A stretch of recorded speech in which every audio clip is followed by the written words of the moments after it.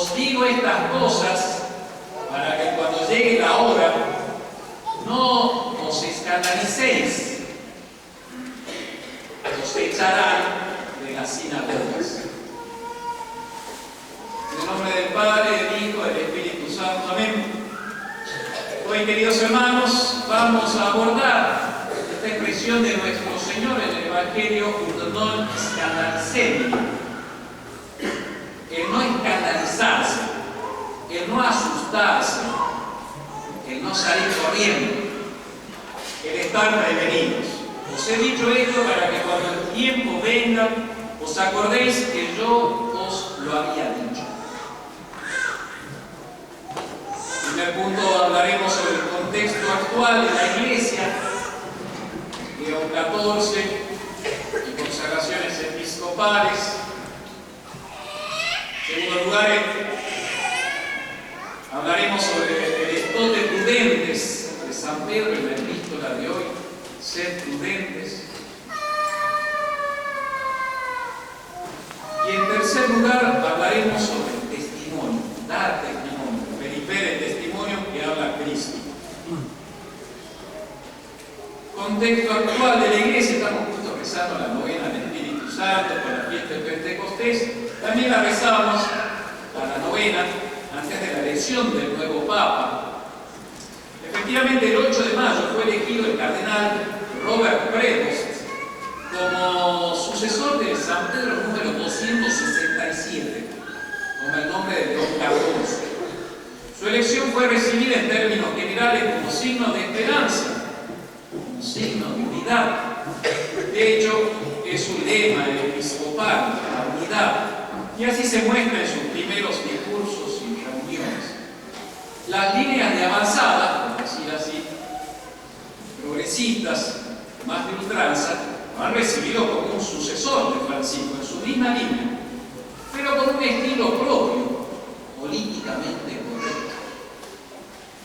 Los conservadores también están chochos, pero no sé si porque es Prevost o porque ya no es Bergoglio. No podían más. Si Francisco seguía vivo, ellos terminaban muertos. Un nuevo papado sí plantea muchos interrogantes. ¿Cómo hará? ¿Cómo seguirá? ¿Cambios, no cambios, la misma línea?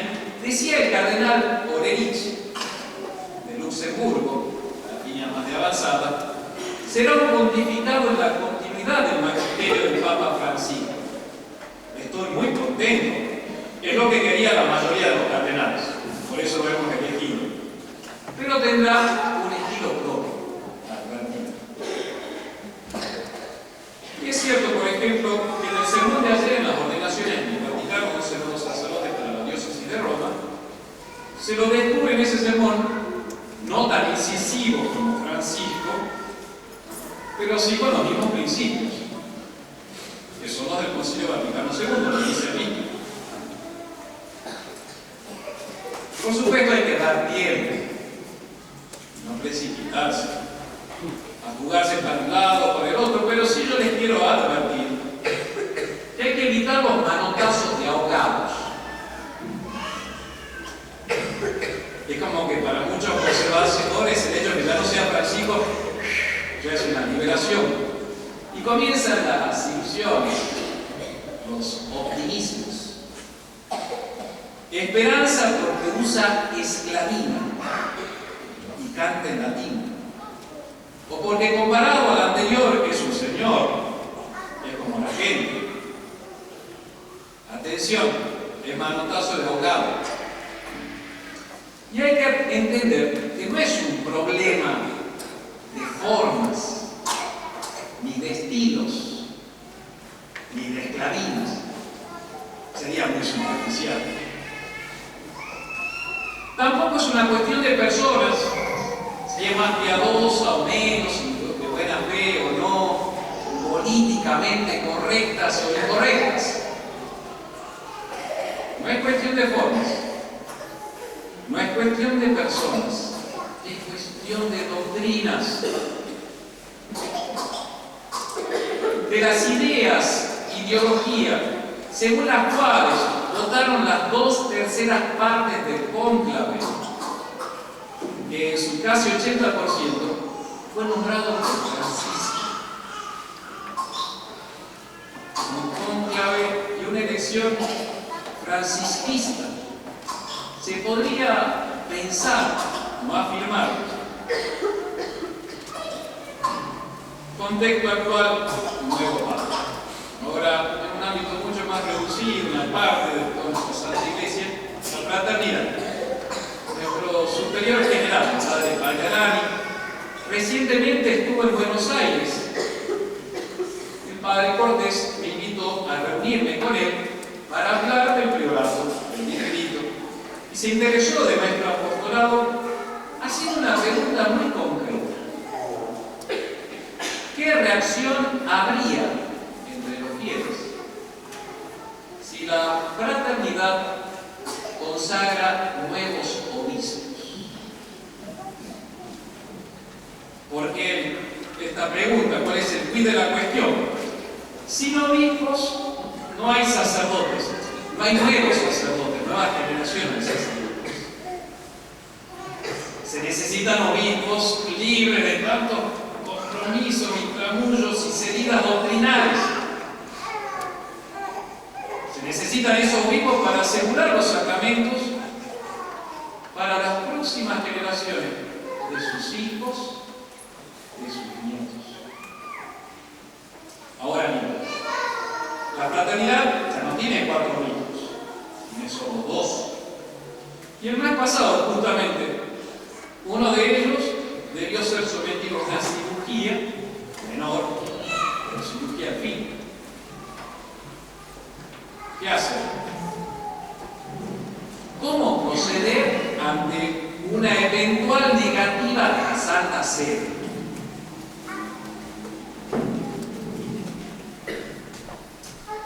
Es cierto que la fe está de base en esto. Guardar la fe para sí mismo y para nuestros hijos. Y dar testimonio de lo que uno cree. Es una cuestión de fe. Es también una cuestión de prudencia. De juzgar las circunstancias históricas en las que vivimos para defender nuestra fe. Y ahí pasamos al segundo punto. El estote prudentes de San Pedro en la epístola de la misa de hoy. Sed prudentes. Vigilad orando. Rezad. El tema de la prudencia es el tema abordado en la última editorial de nuestra revista interna de la fraternidad hacia los sacerdotes del padre Pagliarani, donde plantea este problema. Y nos dice, miren, la tecnología va empobreciendo nuestra prudencia. Es como que vos te metés y tenés que hacer clic aquí y allí. Y no podés pensar más allá de aquí y allí. Seguimos protocolos, pasos, bien delimitados, de manera técnica, casi inconscientes, sin detenernos a pensar, a considerar. Nos refugiamos en fórmulas ya hechas, en soluciones prefijadas. Ya no analizamos la realidad concreta que nos rodea, de las circunstancias. Y la prudencia es justamente analizar cómo se aplica el principio general a una realidad concreta y particular.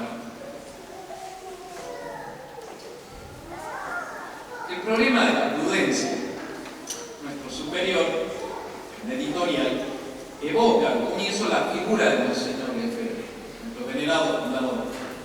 Un obispo que sí se ha destacado por su fe, su entrega constante, su espíritu misionero, su fortaleza en la adversidad. Pero, nos recuerda el superior, no nos olvidemos, un dechado de prudencia.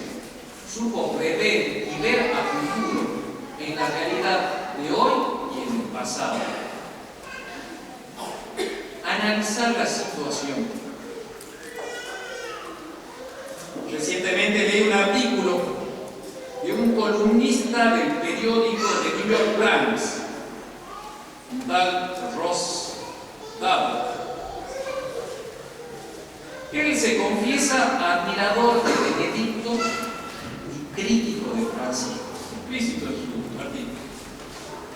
Se confiesa también que es de misa tradicional, pero por las líneas, lo dice disimuladamente, se desmarca la fraternidad. Conservador. Y dice que en este artículo que Francisco destruyó el papado de antes. Ahora hay menos autoridad, más democracia, ahora la enseñanza ya no es infalible. Lo que sí usó fue de disciplina, de castigos y amenazas al que disentía de él, muy celoso de su poder. Y dice justamente, atacó a nosotros, éramos los últimos defensores del papado, a los conservadores, a nosotros nos atacó. Y termina el artículo diciendo, tal vez la deconstrucción que ocurrió bajo Francisco fue providencialmente necesaria para hacer posible este nuevo paisaje. De eso me voy a agarrar. Un paisaje en el que la autoridad necesitará ser reconstruida. No es la posición de la fraternidad, la posición de este columnista. Pero sí hay inteligencia, es decir, hay una nueva circunstancia. No debemos pensar y aplicar los criterios y los argumentos de hace 40, 50 años, en los tiempos de los Píos XII, los de León XIII o los Inocencio III, porque nosotros mismos nos hemos atacado y nosotros hemos reaccionado contra eso. ¿Qué solución tomará? Muchas veces el conservador cede, negocia para ser conservador. Sed prudentes y estad despiertos con oración. Ante todo, tened mutua y constante caridad entre vosotros, porque tapa multitud de pecados. Es lo que nos alienta San Pedro, el primer Papa. Y terminamos con nuestro Señor, que nos dice, mire, vendrá el Espíritu de Santo, el Espíritu de amor, el intercesor, Espíritu de verdad. Él dará testimonio de mí para que vosotros deis testimonio de mí. ¿Lo van a perseguir? Sí. Pero ustedes están conmigo desde el principio. ¿Y de qué hay que dar testimonio? No solo por palabras, sino por hechos.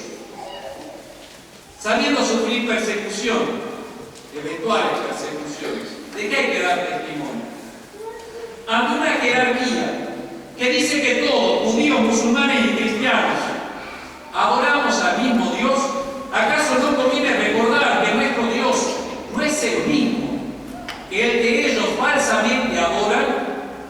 ¿Acaso no conviene testimoniar que nuestro Dios, el único verdadero, es uno y trino? Ante teólogos y predicadores para quienes Jesús es solo un hombre hijo de Dios, solo camino, solo lugar del encuentro donde se revela la misericordia del Padre, pero no es Dios de Dios, ¿acaso no debemos profesar hasta dar nuestra propia sangre de que Jesús es verdadero Dios, segunda persona de la Santísima Trinidad, hecho hombre, Dios de Dios, de la misma naturaleza, eterno, todopoderoso, de igual majestad que el Padre y el Espíritu Santo? En parroquias cada vez más protestantes, donde la misa es solo reunión fraterna, vieja, pan partido, que se puede tomar con la mano y en pecado, ¿acaso no debemos adorar con sumo respeto y cuidado la presencia real de Jesús en la Eucaristía, no solo en palabras, sino también por hechos, recibiendo de rodillas y en la boca, en gracia, alma confesada, la carne inmaculada del Cordero sin mancha? Cuando a la Virgen María esos sinvergüenzas la tratan como simple mujer, una discípula más, a lo máximo como madre, no debemos proclamar a los cuatro vientos que es soberana, sin igual, sin mancha, madre del mismo ante pastores que silencian la ley de Dios, justificando libertinajes e impurezas, un verdadero viva la pepa en moral sexual e incluso bendiciéndolo. No debemos respetar y amar los mandamientos de la ley de Dios y la moral evangélica enseñada por nuestro Salvador. En pocas palabras, no debemos defender nuestra fe ante un mundo y una jerarquía tristemente desviados de la enseñanza evangélica, del amor a la Iglesia romana. No debemos nosotros reafirmar el Evangelio de Jesús que termina en San Marcos diciendo que el que creyere y se bautizare se salvará, el que no creyere se condenará. Dar testimonio, sufrir persecuciones y aparejadas nos traerá la fe, porque estamos con Él desde el principio. Os he dicho esto para que no os escandalicéis, os excluirán de las sinagogas. Cuando venga el intercesor, Espíritu de verdad, Él dará testimonio de mí. Vosotros dad testimonio de mí, porque estáis conmigo desde el principio. Ave María Purísima. En nombre del Padre,